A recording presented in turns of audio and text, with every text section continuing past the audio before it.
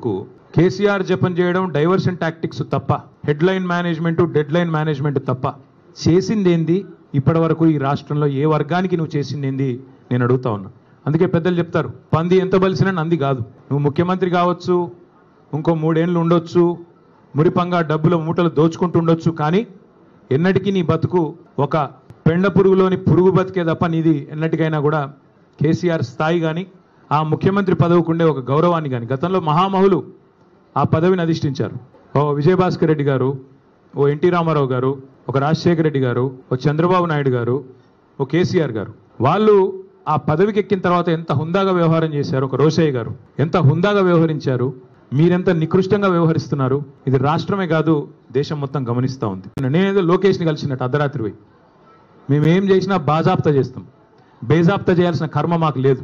అయినా నాకు తెలియక అడుగుతా, లోకేష్ ఏమన్నా నీలెక్క అంతర్రాష్ట్ర దొంగనా? లోకేష్ ఏమన్నా నీలెక్క సంచులు మోసినోడా? లోకేష్ ఏమన్నా నీలక చదువు రానోడా? అయినా మీ పెద్ద బాసు చంద్రబాబు కొడుకే కదా. నేను ఏదో గుండానో దావుద్ ఇబ్రాహింనో చీకట్లో కలిసినట్టు డైలాగులేంద్ర హౌలా. నేను ఏమన్నా దొంగను కలిసిన నీలాగా, లేకపోతే నీలాగా లోఫర్ రాజకీయాలు చేస్తున్నాను ఢిల్లీలో. పక్క రాష్ట్ర మంత్రి యువకుడు నాకు తమ్ముళ్ళు అంటాడు, కలిస్తే కలుస్తా, కానీ నేను కలవలేదు. దానికి ఏదో పెద్ద ఈయనేదో గొప్ప విషయం కనిపెట్టినట్టు. అయినా నాకు తెలియక అడుగుతా, పాలన గురించి తెలుసుకోవాలంటే మమ్మల్నే కలుస్తారు బీఆర్ఎస్లను, దోపిడీ గురించి తెలుసుకోవాలంటే నిన్ను కలుస్తారు. ఆయన నన్ను కలిస్తే నీకేం నొచ్చింది? కొన్ని రోజులు ట్యాపింగు, కొన్ని రోజులు కాళేశ్వరం, కొన్ని రోజులు ఫార్ములా, ఇంకొన్ని రోజులు డ్రగ్స్, మన్ను మశానం వాడి బొంద తప్ప ప్రజలకు పనికొచ్చే ఒక్క మాట, ప్రజలకు పనికొచ్చే ఒక్క మాట, ఒక్కటంటే ఒక్క మాట మాట్లాడినాడా? ఏదో వాగావు కదా నేను డ్రగ్స్ బిగ్స్ అని. దమ్ముంటే మగాడివైతే బయటికి వచ్చి పత్రికల్లో మాట్లాడు, నువ్వే ముఖ్యమంత్రి, నువ్వే హోంమంత్రి, ఏం ఆధారం ఉందో పెట్టు. అంతేగాని ఒక దొంగలాగా నీకు అలవాటైన పని చీకట్లో కూర్చొని 10 మందితో ఒకటి చెవులో కూడా కొరుక్కొని పనికిమాలిన మాటలు మాట్లాడుతూ టైంపాస్ చేయకు. ఈ శవాల మీద పేలాలు ఏరుకోవడం ఏంది నాకు అర్థం కాదు. ఎవరో చనిపోతే దుబాయ్లో దాన్ని నాకంటగట్టడం ఏంది నీ బొంద? ఏమైనా జ్ఞానం ఉందా నీకు అసలు? ఏం మాట్లాడుతున్నావు? రాష్ట్ర ముఖ్యమంత్రివా లేకపోతే శవాల మీద పేలాలు ఏరుకునే దౌర్భాగ్యుడివా? నేను అందుకే అంటా ఉన్నా, నీకు దమ్ముంటే ఆధారం బయట పెట్టు, దమ్ముంటే ఏ టెస్ట్ చేస్తావో చెయ్యి, దమ్ముంటే నీ దగ్గర ఏం ఆధారం ఉందో పెట్టు. ఇంకా మా జగదీష్ రెడ్డి గారిని పట్టుకొని నిన్నగాక మొన్న 3 ఫీట్లు ఉన్నాడు అంటున్నాడు. ఈయన పెద్ద అమితాబ్ బచ్చన్ అన్నట్టు. తిప్పి తిప్పి కొడితే నువ్వు 3 ఫీట్లు లేవు, నువ్వే పెద్ద పోటుగాడు లాగా ఆయన 3 ఫీట్లు ఈయన డైలాగులు. అంటే మనది మనం మర్చిపోతే ఎట్లా? కొద్దిగా ఎత్తు కుర్చీలో కూర్చోగానే అంత టెంపర్ వస్తుందా? కొద్దిగా టెక్నికల్ ప్రాబ్లమ్స్ ఉన్నాయి నీకు కూడా. ఎత్తు షూస్ వేసుకొని ఎత్తు కుర్చీలో కూర్చోగానే పెద్దోడు అయిపోతావా? అమితాబ్ బచ్చన్ అయిపోతావా? ఒక గల్లీ రౌడీలాగా ఢిల్లీకి పోయి సిల్లీ మాటలు మాట్లాడిన ముఖ్యమంత్రికి నేను ఒకటే చెప్తా ఉన్నా, 50 సార్లు పోయావు ఢిల్లీకి దాదాపు. ఇంకోసారి అయిపోతే 50, హాఫ్ సెంచరీ, 50 పైసలు వచ్చినాయి. నువ్వు 50 సార్లు పోతే పోవడం, చీకట్లో మోడీ కాళ్ళు పట్టుకోవడం, చీకట్లో అమిత్ షా కాళ్ళు పట్టుకోవడం, రాహుల్ గాంధీ ఏమో దేక్తలేడు, నిన్ను అపాయింట్మెంట్ ఇస్తలేడు. ఇక ఈయన నా గురించి మాట్లాడతాడు. నేను చర్చకు రారా అయ్యా, నీ సవాళ్ళు నేను స్వీకరిస్తున్నా అంటే పారిపోయాను. మళ్ళీ నన్ను అంటాడు నేను పారిపోయిన పిరికి పందని అంటాడు. పారిపోయి ఢిల్లీలో దాక్కున్నది నువ్వు, నేను కాదు. సొంత ఛాలెంజ్ని కూడా స్వీకరించలేవు నువ్వు. నేను ఇంకొక మాట కూడా అంటా ఉన్నా, నీకు ఎప్పుడు నువ్వు ఎప్పుడు కావాలంటే అక్కడ చర్చకు మేము రెడీ.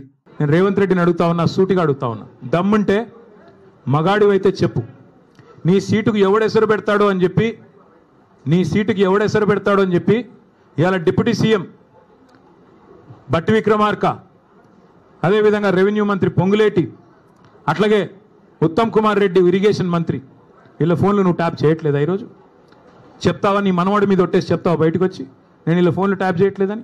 రాష్ట్రంలో వేలాది ఫోన్లు ట్యాప్ చేస్తున్నమాట వాస్తవం కాదా? చెప్తావా? లై డిటెక్టర్ ముందు కూర్చొని చెప్తావా? మగాడివి అయితే రా బయటకు వచ్చి ఒట్టేసి చెప్పు దమ్ముంటే. చేసేది దౌర్భాగ్య పనులు, గలీజ్ పనులు, మీదికెళ్ళి పెద్ద పెద్ద మాటలు. ఫస్ట్ గ్యారంటీ అనుముల సోదరుల కోసం భూదందాలు గ్యారంటీ బ్రహ్మాండంగా చేస్తున్నారు. రెండో గ్యారంటీ బాబు గారి కోసం బనకచెర్ల ప్రాజెక్టు గ్యారంటీ. మూడవది రాహుల్ గాంధీ కోసం నెల నెల బస్తాలు మూటలు నోట్ల కట్టలు గ్యారంటీ. నాలుగవది బావమరిది గారి కోసం అమృత్ కాంట్రాక్ట్ 1137 కోట్లు ఇప్పుడు మళ్ళీ సింగరేణిలో కొత్తది ఇచ్చాడంట, ఇంకోటి ఇచ్చాడంట, అది కూడా రేపు ఎల్లుండి బయట పెడతాం. ఐదవది గ్యారంటీ ప్రశ్నిస్తే అక్రమ కేసులు, అరెస్టులు, ప్రతిపక్షాల గొంతు నొక్కడాలు, నిర్బంధాలు, అణచివేతలు. ఆరో గ్యారంటీ నెలకొకసారి ఢిల్లీ గ్యారంటీ, నెలకొకసారి కాకపోతే 4 సార్లు ఢిల్లీ గ్యారంటీ. ఈ 6 గ్యారంటీలు తప్ప నువ్వు అసలు చెప్పిన 6 గ్యారంటీలు ఎక్కడ పోయినాయని నేను అడుగుతా ఉన్నా.